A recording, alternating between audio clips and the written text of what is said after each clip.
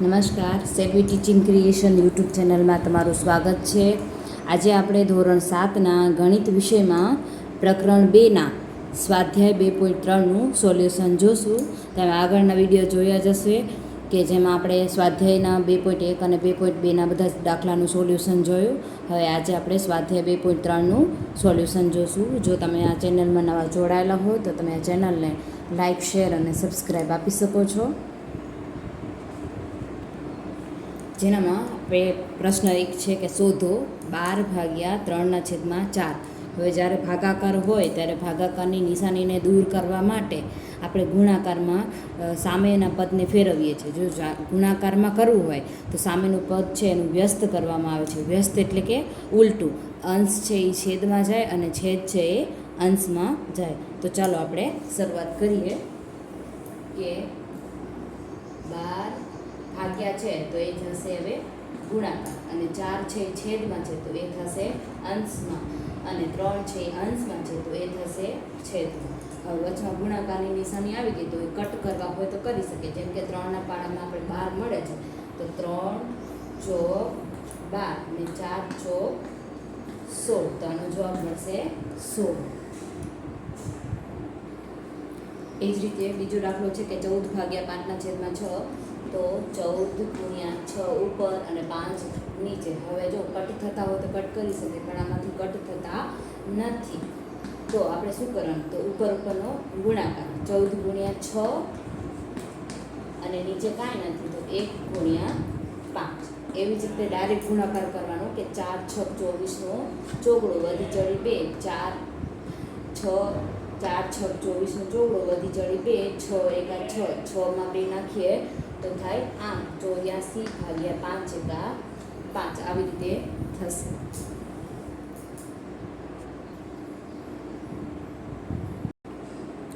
તો ત્રીજો દાખલો છે કે 8/7/3, તો 8 × 3/7 કટ થતા નથી તો 8 તેરી 24 અને ભાગ્યા 7. એ જ રીતે હવે ચોથો દાખલો છે 4/8/3, તો 4 × 3/8. હવે 4 અને 8 ઉડી શકે, 4 એકા 4 અને 4 દૂ 8, તો 1 તેરી 3/2 મળશે. તો પાંચમો દાખલો છે 3/2.1/3 છે, તો 3 ભાગ્યા, પહેલાં આપણે મિશ્ર સંખ્યાને અપૂર્ણાંકમાં ફેરવી લઈએ તો 3 ના 3, 2 તેરી 6, 6 ને 1 7 થશે. પછી આપણે કરશું 3 ભાગ્યાને આપણે છેદીને કરશું ગુણાકાર, અને 3 ઉપર અને છેદમાં 7 મળશે તો કટ નહીં થાય. તો 3 તેરી 9/7 થશે. જો આને મિશ્રમાં ફેરવું હોય તો ફેરવી શકીએ કે 7 એકા 7 અને 7માં કેટલા નાખીએ તો 9, તો કે 2 નાખીએ તો 9.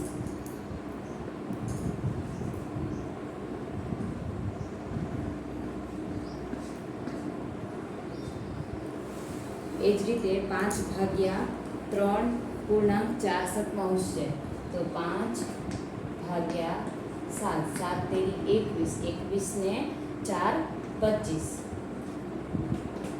5 × 7/25, 25 તો 7/5. આને પણ આપણે મિશ્ર સ્વરૂપ ફેરવું હોય તો ફેરવી શકીએ. 5 એકા 5, 5માં 2 નાખીએ તો 7.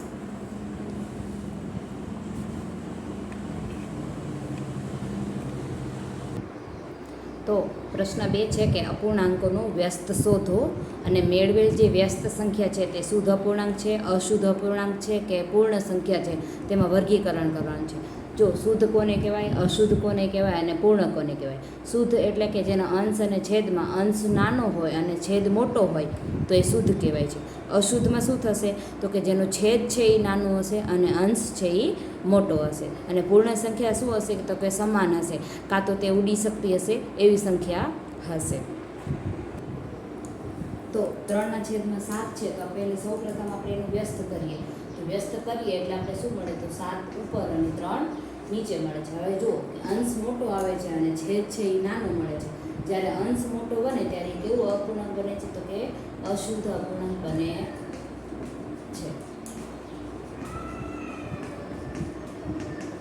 એ જ રીતે 5/8 છે તો એનું વ્યસ્ત કરીએ તો 8/5 થશે. તો 8/5 છે, 5 છે એ અંશ નાનો બને છે, આ પર કેવું બનશે?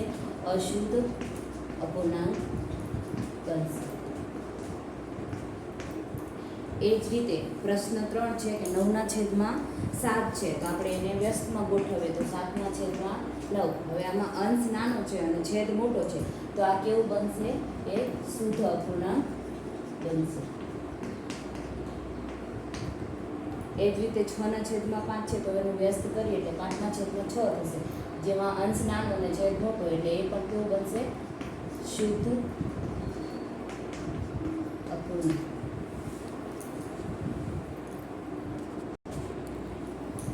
આ રીતે આપણે જો 12/7 હોય તો 7/12 એનું વ્યસ્ત સ્વરૂપ થશે તો જેમાં છેદ છે એ મોટો છે એટલે એ શુદ્ધ બનશે. એટલે તે 6 દાખલો પણ એવી જ રીતે છે અને 7મો દાખલો પણ એવી જ રીતે છે. એ રીતે પ્રશ્ન 3 છે શોધો, જેમાં છે 7/3/2 અને બીજો દાખલો છે 4/9/5. તો ભાગાકારની સામે 2 છે તો 2 સંખ્યાવાળાને પદને ઉઠલાવવાનું યાદ રાખવાનું. બરાબર. તો બરાબર 7/3. હવે ભાગાકાર આપણે ફેરવશું ગુણાકારમાં. 2 હંમેશા કુદરતી રીતે અંશમાં હોય છે તો એ જશે છેદમાં, અને ઉપર કાંઈ નહીં હોય તો શું લખવું પડશે? 1 લખવું પડશે. જો કટ થતું હોય તો આપણે કરી શકીએ, ન કરાય તો ચાલશે. 7 × 7 અને 3 × 6. એ જ રીતે બીજો દાખલો છે કે 4/9/5. તો 4/9 ગુણ્યા 1/5. અહીંયા પર કટ નથી થતું તો 4 × 4 અને 9 × 45 મળશે. એ જ રીતે ત્રીજો અને ચોથો દાખલો પણ છે કે 6/13/7 એટલે આપણે એને વ્યસ્તમાં ફેરવીએ એટલે 1/7 મળે અને ઉપર નીચે ઉડતા નથી તો 6 × 6 અને 13 × 91 થશે. એ જ રીતે 4/1/3 તો મિશ્ર સંખ્યાને સૌપ્રથમ અપૂર્ણાંકમાં ફેરવવાનું. 4 × 12 અને ઉપર અંશમાં 1 છે એટલે 13/3/3. તો 13/3 ગુણ્યા આપણે 1/3 કરશું, ઉપર કટ નથી થતું એટલે 13 × 13 અને 3 × 9. એ જ રીતે 5મો દાખલો છે 3/1/4. તો આપણે એને મિશ્ર સંખ્યાને અપૂર્ણાંકમાં ફેરવી અને વ્યસ્તમાં કરશું તો આપણે ઉડશે નહીં એટલે 7 × 7 અને 2 × 8 મળશે. છઠ્ઠો દાખલો પણ એવી રીતે જ થશે. એ જ રીતે હવે પ્રશ્ન 4 છે શોધો. આમાં સામે ભાગાકારની સંખ્યા પણ એ જ રીતે શોધવાની છે, કંઈ મેથડ બદલાતી નથી. તો 2/5 ભાગાકાર છે તો એ થશે ગુણાકાર અને 2 ઉપર જશે ને 1 નીચે જશે. જો કટ થતા હોય તો કરી શકીએ, કટ નથી થતા તો 2 × 4 અને 5 × 5 થશે. એ જ રીતે 4 છે તો 9/2/3 છે તો 4/9 ગુણ્યા 3/2. અહીંયા કટ થશે 2 × 4 અને 3 × 3 અને 3 × 9. તો ઉપર વધે છે 2 × 2 અને નીચે વધે છે 3.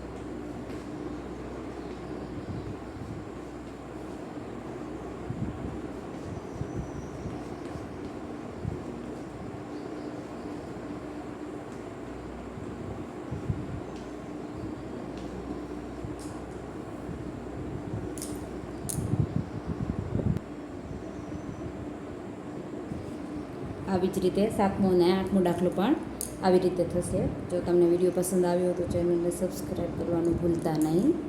Thank you.